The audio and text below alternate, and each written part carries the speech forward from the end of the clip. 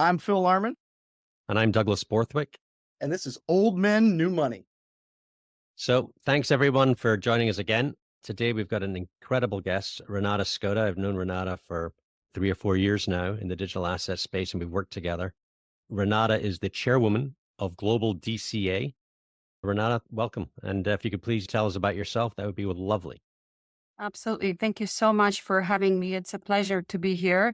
Renata Szkoda, I am CFO in digital asset businesses. Most recently, it is Cube Group based in Chicago, and it is an exchange. It's a trading platform for digital assets that has been built originally on the Solana network. But most recently, and this is where I met Douglas, I was at INX. INX is an ATS. It's a trading platform as well, but for regulated products. And I also serve there as a CFO.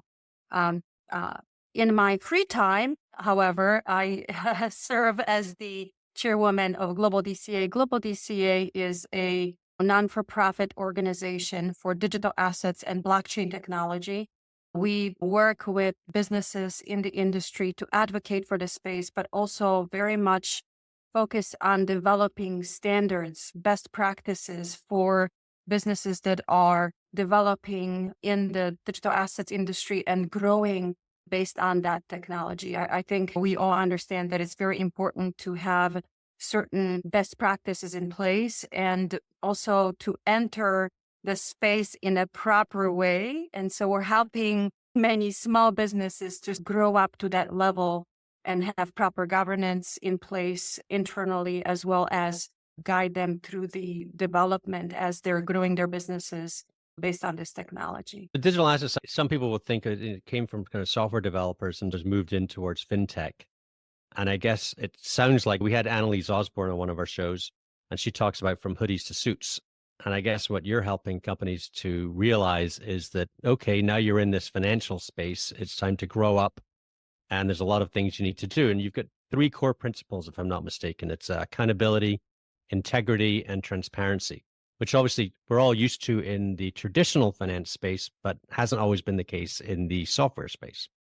Absolutely. And I don't necessarily want to take anybody from hoodies to suits. Most of the businesses, when they are in a financial institution space, there is just a lot of responsibility is on the shoulders of these firms who many times take in customer deposits. They offer trading of digital assets. And with that, there are certain responsibilities and certain obligations that you probably should be aware of. Many principles that come from traditional markets that can be absolutely used when we develop these firms and these practices. And so that's why actually last year, at the beginning of last year, Global DCA, after many firms failed, mostly because of lack of governance and controls within these firms, put together core principles. And the core principles was meant to be an aggregation of best practices that we use today in traditional finance, in financial institutions like broker-dealers, futures brokerage firms, FCMs. And many of these principles can absolutely be used and should be used and really shouldn't be ignored by firms who are developing some kind of financial offering using blockchain technology or offering digital assets for trading, for investment, for staking, and you name it, right? At the end of the day, these services are very much financial services. Do you see yourself as an educator to the industry? I think we have 3 prongs within Global DCA.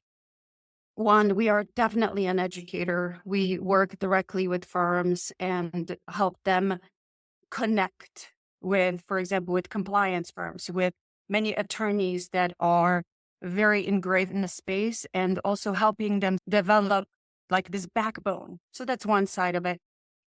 Second, we have multiple events, and through the events, we educate general public as to what is blockchain, what are digital assets, what is Bitcoin, what is Ether. And through these events, we try to be very plainly trying to relate to general public that doesn't really have a good idea of the underlying we'll call it piping for the technology to really explain what this is and why Right. do we think here. Yeah, when we started Old Men, New Money, we are the old men, by the way. We wanted to talk really about new money to a lot of the population that is not really aware of it, or they've heard it, they've seen stories, they think of it as being scammy. Obviously, BlackRock's come in, the ETFs have come in now. I think people are becoming more educated. They're adding it to their portfolios. The RIAs we talk to and others are talking about adding 1 to 2% of someone's portfolio in digital assets now, primarily through ETFs. Morgan Stanley's just opened up the ETF space. So I think that as it's becoming more mainstream, it's obviously becoming a political issue too. We've seen Donald Trump, who's talking about Bitcoin now, Kennedy, who's also running, pushing Bitcoin and Bitcoin awareness. Some talking about strategic reserve fund. So far, nothing from the Harris camp. Could you talk about where you think politicians are going, or which politicians you think would be best for crypto? Let me say that digital assets, but especially blockchain technology, has a huge promise. However, it's not free of issues, right? And whomever the winner, we don't know who the winner will be, but whomever the winner is through the campaign, we can see that the Trump campaign has embraced the space more compared to the Harris campaign. I want to emphasize that whichever side it is, Janet Yellen recently talked about how blockchain and digital assets, specifically Bitcoin, is impacting and potentially the effect in the future of Bitcoin itself on US dollar, on the dominance of US dollar worldwide, globally, right?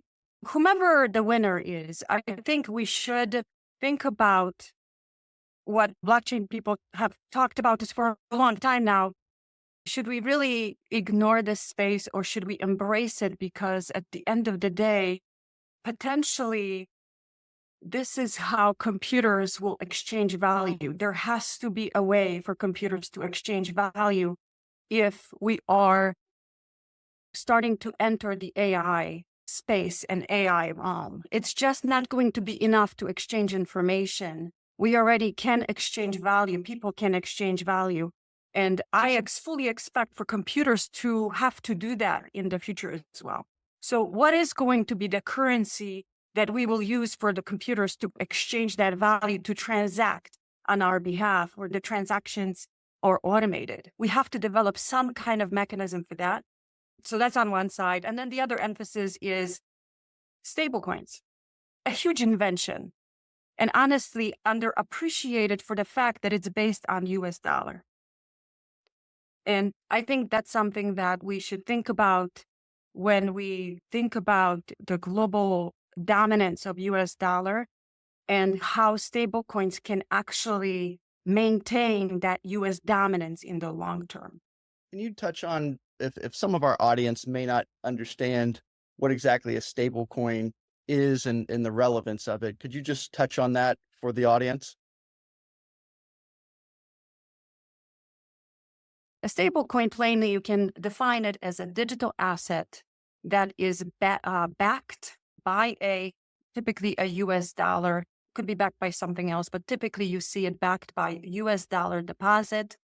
It's a one-to-one deposit. Issuers of stable coins, we have a few of them here in the United States, like Circle, like Paxos. You exchange US dollar, one US dollar for one stable coin. And this relationship one-to-one is guarded by the issuer of that digital asset. When you receive the digital asset, you are able to transact, you're able to exchange it for other digital assets, quite simply, just like you're using US dollars today. And you are able to also come back to the issuer counter to have it redeemed for dollars back. During the education process, as you're trying to educate the entire industry and companies and so on and so forth, how challenging has it been to articulate what we need to do, where we need to go, to policymakers that don't necessarily have a technology background or a finance background?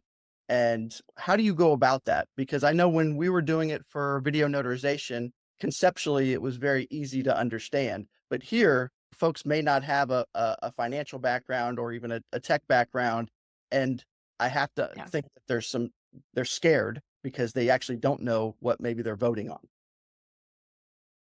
Of course, there is a lot of emphasis on the underlying technology and how things work. Eventually, we won't care. Just like right now, you don't care how the bank is transacting your dollars and how come it takes 2 or 3 days to send the dollars from here over to Europe, or the dollars can show up immediately in your friend's account through Zello or some other means. We don't go into the piping so much.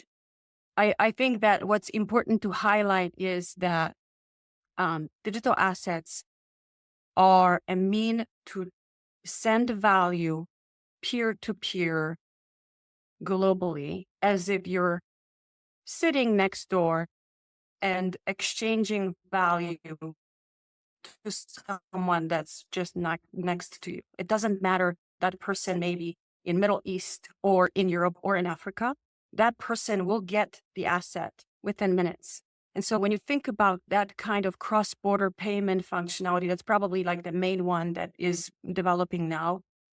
I think we should think about functionality of digital assets, not so much underlying technology, because the underlying technology, there are few leaders, and that technology will be developing when banking institutions, financial institutions pick up that technology or use the technology, which they're already using it, to be able to offer those kind of cross-border payments.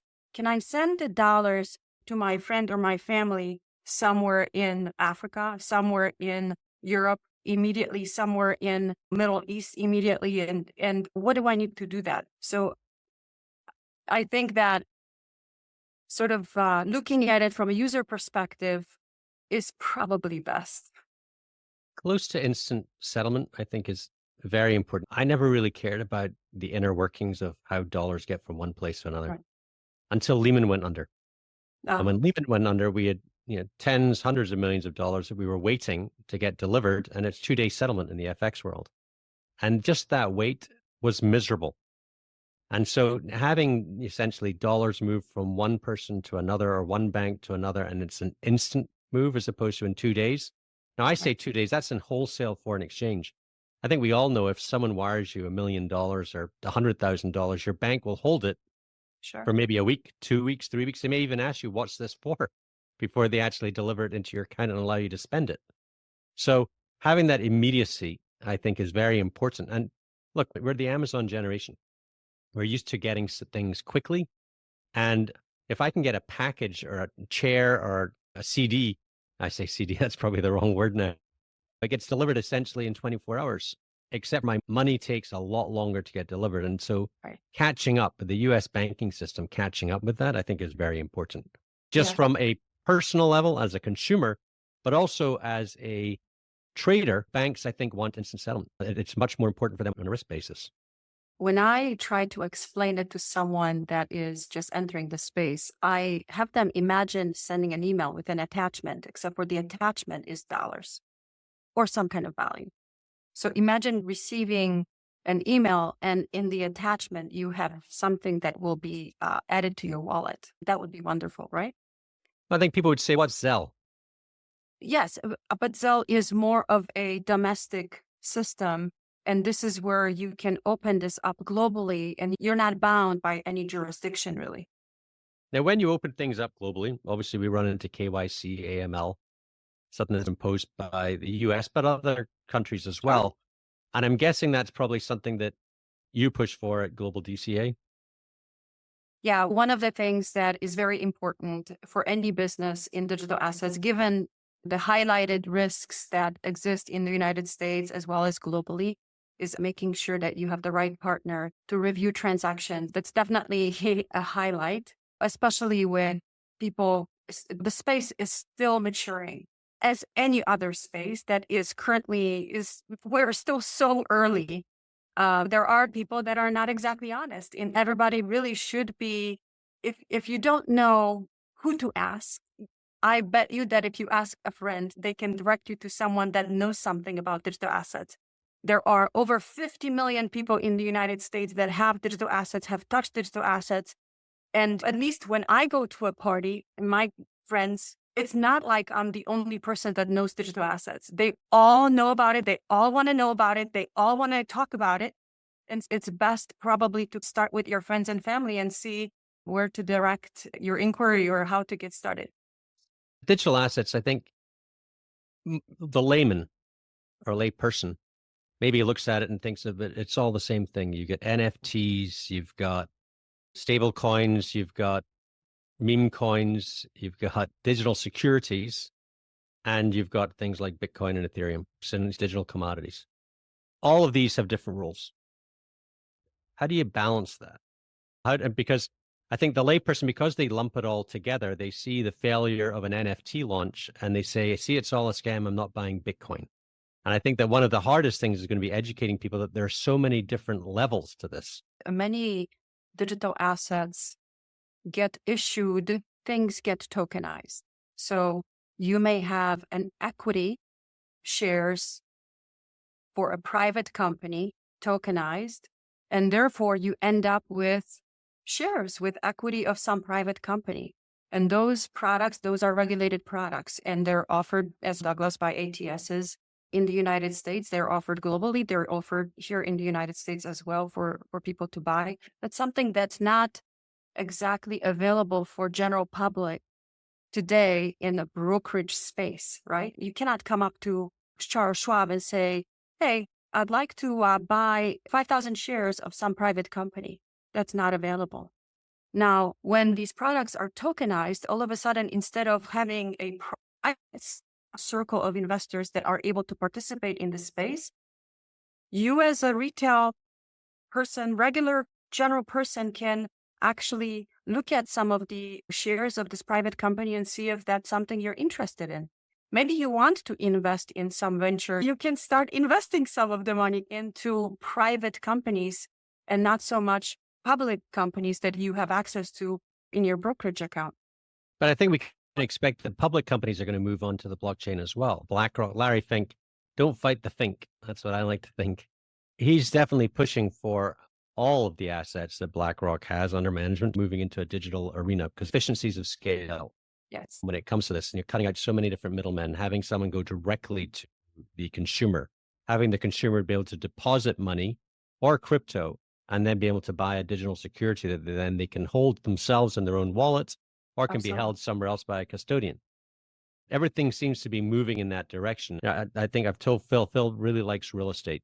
And I could go to Florida and I could have breakfast, lunch, and dinner with real estate companies talking about tokenization. There's not a lot of products out there yet, but certainly it feels like it's coming. Oh, absolutely. I think that you have this explosion of tokenization of all sorts of different products. And whether you talk about equity, stake in a private company, public company, whether you talk about tokenized money market funds, tokenized commodities, tokenized gold, any metals that get tokenized by companies, and you can own some of that. How great for hedging. You don't necessarily have to use the futures markets. There are just so many different examples of tokenized products. It's all about getting started and getting interested in the space. And plus, from the other side, I think that in the United States, we live in like this bubble where we have so many choices and so many things we can invest in. And it's the best market in the world. But people globally outside of the United States, they don't necessarily have these opportunities. And being able to participate in a tokenized product, it's just the different world for them, which we don't necessarily see that. Looking for a global perspective as an investor, wealthy individual, which is regular individual, and getting access to tokenized loans. Think about getting credit and being able to start a business globally somewhere because you're able to get funding that is not necessarily a large amount of funding, but it is readily available to you versus not available at all because you have to search again through a private network. Those are just opportunities that can be captured that we from here, from the United States, we don't necessarily see that just yet, but globally, I think it's very much embraced. You're touching on points that we had an interview with Upstream. That's a company, I don't know if you're familiar with them, but what they're taking is listed companies on global stock exchanges, doing tokenized versions of them and offering them to people outside the United States who otherwise would have zero access. We think buying NVIDIA shares is easy. We think buying Microsoft is easy, but if you're in Indonesia, India, places outside the United States with significant populations, you can't buy it. You really can't get first you got to find your broker, but then be able to buy it. It is another story. Whereas what they're doing is they're saying, look, we're going out there to all these different population groups who could buy it with a credit card. Absolutely. And you're absolutely right. And the distribution is going to change significantly with tokenization. But as we also know as well, tokenization is much more forward in other parts of the world. Japan and South Korea have embraced it. I think there's very few family offices in South Korea that are not in digital assets in some way. And this allows us to now open up U.S. markets to folks outside the U.S. that otherwise wouldn't get a taste of it. Absolutely. And it's also remembering the fact that it is a peer-to-peer sort of transaction and relationship. The transacting is much more efficient. It is faster. It is directly to the other side of the transaction. When you're comparing it to the traditional space, not only are you opening up to global distribution, but you're also able to be much more efficient, faster. Think about the dividends that, for example, got distributed on INX's platform. How fast was that done? And how efficient that process is. It doesn't compare to the current traditional dividend distribution process in a typical publicly held company. It is much more streamlined. It is faster. That process will mature, it will grow, and it goes exactly to the point you're trying to make earlier is the efficiency and scale there's a huge potential. Well, let's just look at something in the news lately. Ondo Finance said, look, I'm sure there's people around the world that want to invest in the US dollar or US treasuries and get a yield. But with a stable coin, you don't get a yield. And they set up essentially a front piece of technology that sells to people outside the United States all around the world treasuries. And how did they do that? They then went to Securitize. Securitize went to BlackRock. BlackRock had a money market fund. They created Bildel. And now there's $503 million under management. Fantastic. Looking for where the demand is, finding a US asset manager that has that already in analog form, we could call it, creating a digital version of it, and then matching the two together over an ATS. It's genius. And I think that's really where the market's going to be going. It's like, where is the international demand? Can we satiate that demand? Can we go to issuers or asset management companies and essentially satiate that demand with a digital version? Absolutely. And that is a huge use case for globalization and opening up products that don't necessarily exist now and they're not available for global audience. I think it's one, you can say a use case that's immediate.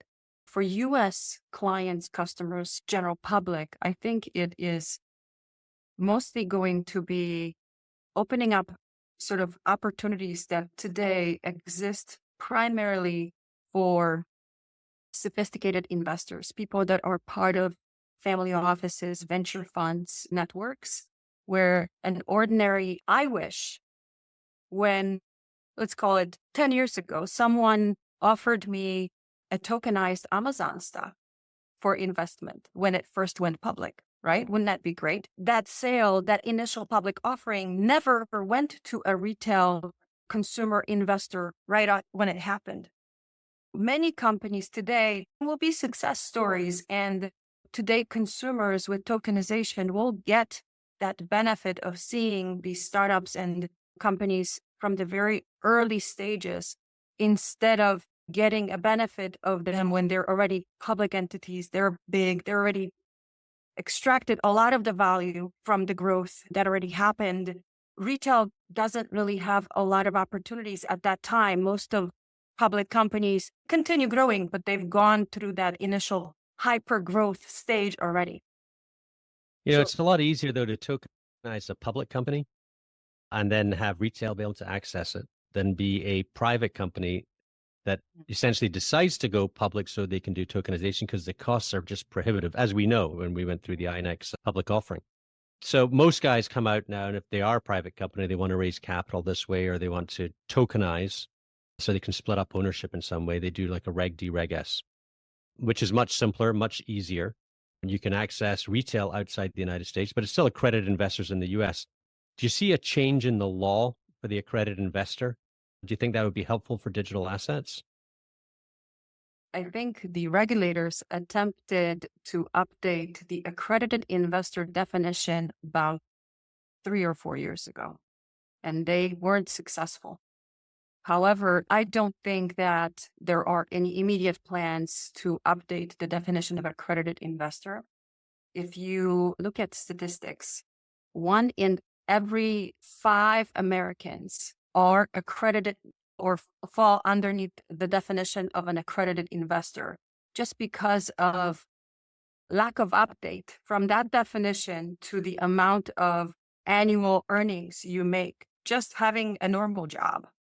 20% of population in the United States being part of an accredited investor, that's a lot of population to be able to participate in these transactions. So when you think about it, the threshold is $250,000 or $300,000 jointly when you file tax returns jointly. That is not such a high bar to pass. And all of a sudden you meet the definition and you can participate in some of that space. But how does an issuer or someone that wants to go down this route, how do they reach those accredited investors? You're talking about 30 million people, 60 million people all across the United States that are accredited investors. How do they reach them? Because right now they're reached by E-Trade, Morgan Stanley, huge hordes of brokers that are going out and pitching different stocks or different ideas. That doesn't exist right now for digital assets. But Coinbase is an exchange rather than a broker-dealer / ATS. Right. How do these ATSs that are coming out with these new ideas, so that's like Securitize, T0, Oasis Pro, and INX, how do they reach these accredited investors? It's a great question, Douglas. And I think that really the question is, how do you ensure that you have an attractive offering on the platform? Once you have an attractive offering on the platform, it's not too difficult to show and to be able to market to similar group to what you'd have today, saying people that are interested in JP Morgan, people are interested in Schwab and are part of this. They have a habit of investments, right? Maybe small investments, continuing investments, looking at stocks, interested in the markets and what's happening. It is not too difficult to get them interested in something new. But I think it's still very difficult to offer an attractive set of products that can entice these people to say, let me look at this company. It seems to be making money. It seems to have financials. It seems to have a track record. There are positive news about the companies. I think it starts with product offering. I think it also starts with being able to support the market properly. The regulated markets have many market makers that support the stock. And I think the same exact market principles apply here. There has to be an ecosystem that supports that market to be able to provide and offer proper liquidity. That's always something that any investor is going to look at. We're still very early, and this space will be developing and getting to those levels. But I think product offering and proper market support are like the key items here. Or you could just subscribe to our YouTube and essentially find out what products are available in the digital asset space. And that's where the distribution is going to come from. I think that folks listening to podcasts, YouTube shows like our own have already expressed an interest. And as we bring different products and introduce them to them, then obviously that's a distribution channel as well.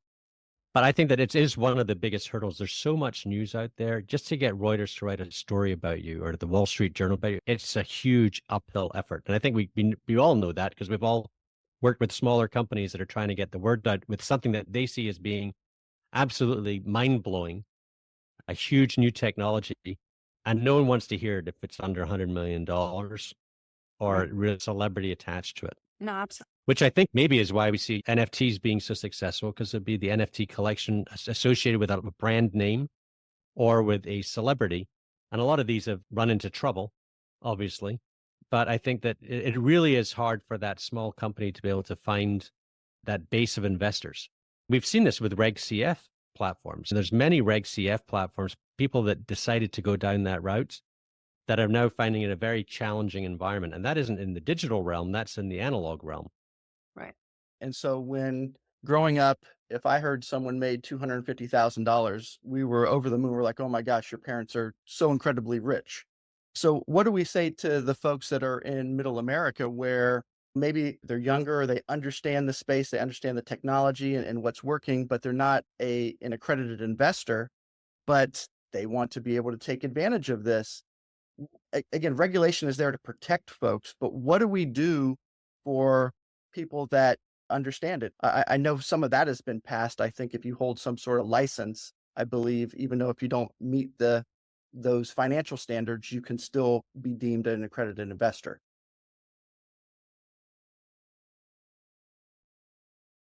The accredited investor definition is dry and cut.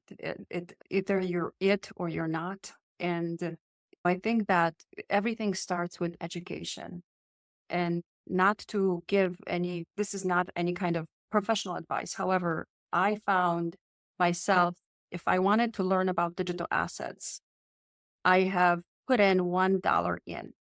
And since that $1 was in Bitcoin or whatever asset you want to put it in, I then watched it.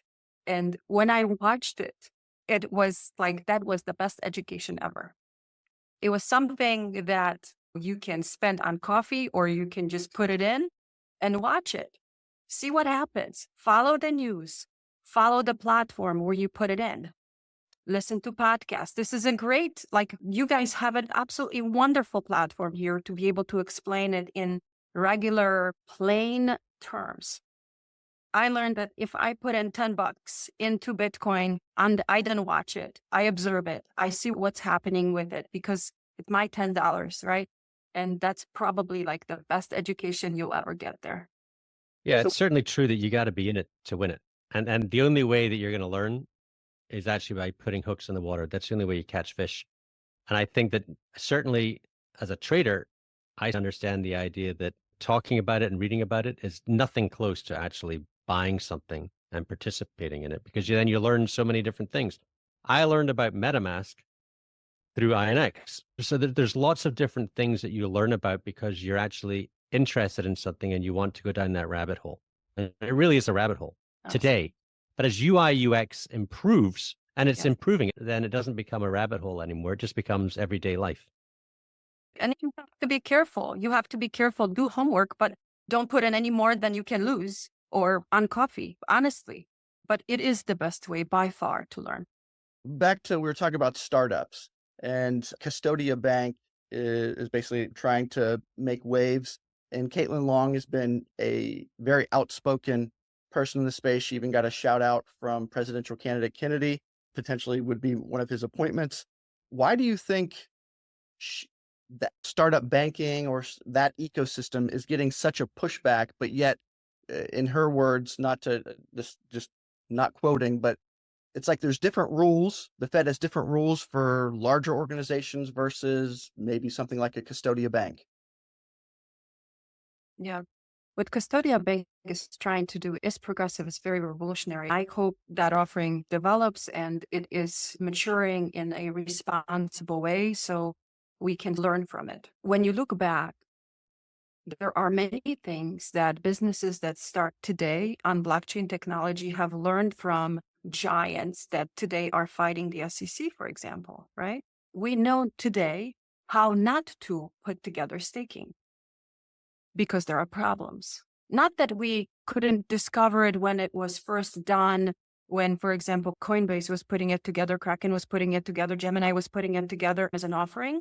But we've learned from all of these things, right? So I'm hoping that the same thing is here. Like Custodia is a very unique offering when you compare it to a banking offering. We can learn from that experiment as long as it's developed in the proper way. Regulators haven't really embraced the technology yet, for whatever reason.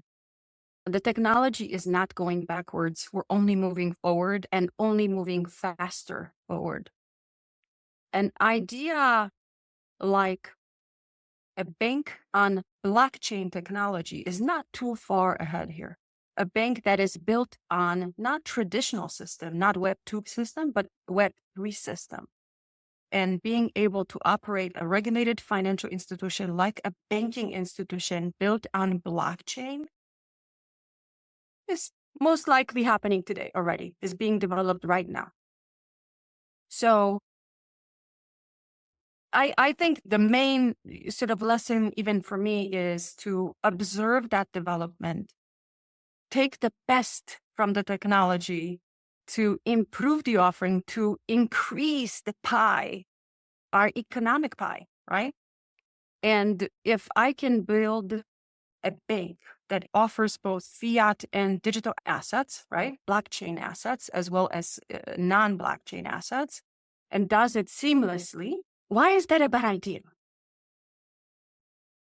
Now, we have to be careful because this is an experiment. It's something very new. And so if it grows tremendously and then it's tied with our regulated traditional financial system, we have to be careful, right? We have to understand the risks of everything is connected. Got The bank account being insured by the FDIC. I think that the FOMO initially of crypto, certainly the returns that you could get from it, from let's say Bitcoin, got so many people into it in a frothy way that they didn't read, let's say, the fine print. And I think Celsius would be a good example of this, where people thought that they were staking, but meanwhile they were really handing over their crypto with no insurance, no sense of getting it back to Celsius to do whatever they wanted in order to get you those very high yields that you were getting for, quote, staking. Then there's So the let's FTX, define, if someone commingling of doesn't know, assets. let's Essentially, you're define putting your staking. money in there. You thought you were depositing it, and it was Very like a beginner stage type of explanation. Digital assets are a result or product of a database that is updated by multiple people in a decentralized way. That process has to be secured in a way that anyone can't just update the database with some false information. It has to be validated. Every update to this database done by all of us, distributed throughout the globe, has to be secured in some way. And so in order to incentivize people to do the right thing, to do the proper thing, to not to try to scam the database itself, people that update this database, this blockchain database, deposit digital assets that are serving as collateral, as like this deposit saying, okay, I am going to update this database. I'm going to be one of these people to provide new transactions, validating new things that are happening on this blockchain. But here is my deposit. The blockchain will say, but I need you to deposit a portion of digital assets for you to be able to validate these transactions. So when you act badly, Phil, I am going to take some of these assets away from you and penalize you. You can't act badly, because if you act badly, I am going to use this deposit to penalize you, and I may just ban you from the network altogether. Staking is actually, in its sense, what it says it means. I am staking in my assets to validate this blockchain. I will get rewards from doing this work. But when I don't act in a way that the blockchain database prescribes, asks me to act, those assets are used as like a deposit and could be lost, right? you're going to put your chips in the game in order to get the returns. Absolutely. And you get a reward for staking, but at the same time, staking means you're helping to validate that database. Got it. And what we saw some bad actors do was they would take what the assets that they said they were staking, and then they would lend them out to others at exorbitant interest rates. And if those people didn't pay and they'd already taken the assets, that caused a big problem. And obviously that caused, I guess, the last crypto winter. Mm. And I think that since then regulations have become a lot tighter. And certainly the consumer is less on a FOMO high and is more willing to read the small print. Which brings me to your kind of, it's a great gateway to something that's quite important that we are also working on currently, and that is disclosures. Today, when you go on Coinbase, when you sign up on Kraken, Gemini, huge platforms where you can participate in buying or selling digital assets, those platforms don't necessarily provide this platform itself. What do they do? How do they work? When there is an update to the digital asset itself or to the network, the native network on which the asset exists, there is no really disclosure like we would expect disclosure. Apple just made a distribution, or Apple made a dividend distribution, or the CEO of Starbucks changed, or you get instant updates on stock on public products, right? And so you can make a decision for yourself as to buy, sell, whatever, how to analyze. There's no such thing for digital assets. And there are all sorts of digital assets. And what we believe would be helpful for the investors, and I think that's a lot of people are looking for this, is a place to actually see this information not only in one place, in one credible place where they can get it, right? But also information that is consistently presented for digital assets across the board. If Coinbase, let's say, offers 100 tokens, 200 tokens to sell, buy or sell, I think it would be very helpful, and a lot of us believe the same thing, very helpful to have access to information about these tokens. Where did they originate? Who are these sponsors or foundation issuers of these products?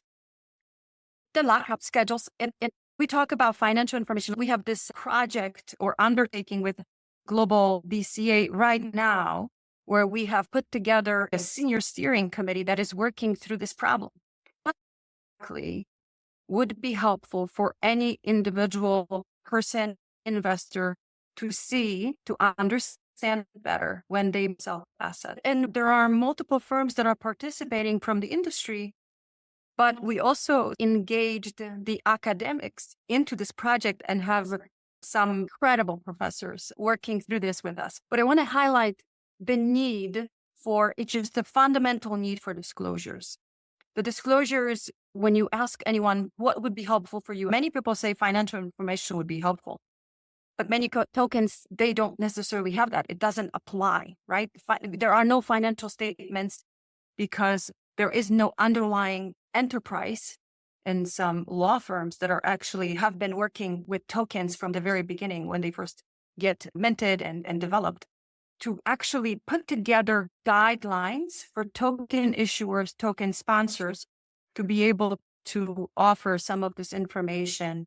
And when tokens are then offered on a centralized trading venue like Kraken, like Coinbase, for these institutions to actually share that information with the users. Yeah, this is so important, not just for digital securities, but really for anything in the digital space. I was on a Twitter space yesterday with Mario Noble and Wolf of Wall Street. And when meme coins go out there, maybe there's 10 VCs that all own a piece of it. They all have different lockup schedules. They know what the lockup schedules are, but does the general public? Probably not. And so in 6 months' time, there's going to be a date where essentially 10% of that float is going to get unlocked and flood the market. And the retail investor has no clue about this. The insiders do, the VCs that initially got in there, the individuals that initially got in at very low prices, next to zero, so that they could help essentially market that meme coin. The general public does not have that knowledge. And having disclosures would be fantastic, because I think certainly it will take away some of the volatility that you see in a lot of these assets, because folks are going to say, I'm not going to buy it here because in 2 days' time, this thing's going to collapse. So obviously someone's pushing up the price. Think about Bitcoin halving and how huge impact on pricing of Bitcoin, right? But telegraphed. And that's great. But wouldn't it be helpful to have it right here on the trading venue where you participate, where you actually And all of these things, I think, are very necessary for all of these different products. And I think that comes down to transparency and integrity, which is obviously one of your core principles, in that you need to be if you're a DAO or a foundation and you're putting out a token, you need to be transparent.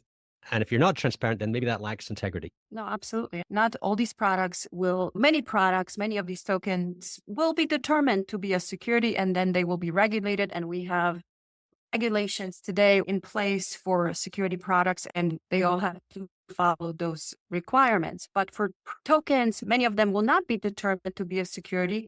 Therefore, they don't have this path to follow. And having at this point, it's a voluntary process of disclosures for these products would be extremely helpful. And I think taking it one step further, when the regulations are developed, because they will be developed here in the States and globally, I think the regulators would find it also more helpful to have a starting point with an industry practice that is already in place to be able to adapt and develop regulations based on something that... I think it was Coinbase that said to regulators that a lot of these are essentially like trading in Beanie Babies. Now, Beanie Babies don't come with a disclosure statement. And so I'm guessing, are you seeing pushback from some of the larger institutions, or is everyone embracing this, saying absolutely this needs to be done? You don't have to give names. We see a huge support from the trading venues to be able to develop this in the United States. We also see platforms, actual technology being developed to gather data and information about specific tokens and specific networks. We have many tokens here that have been issued on many networks, and technology is developed to collect and update information as it becomes available. So if anyone wants to subscribe, they can. It seems that the trading venues are embracing it. The participants in the space, the stakeholders in the space are also embracing it.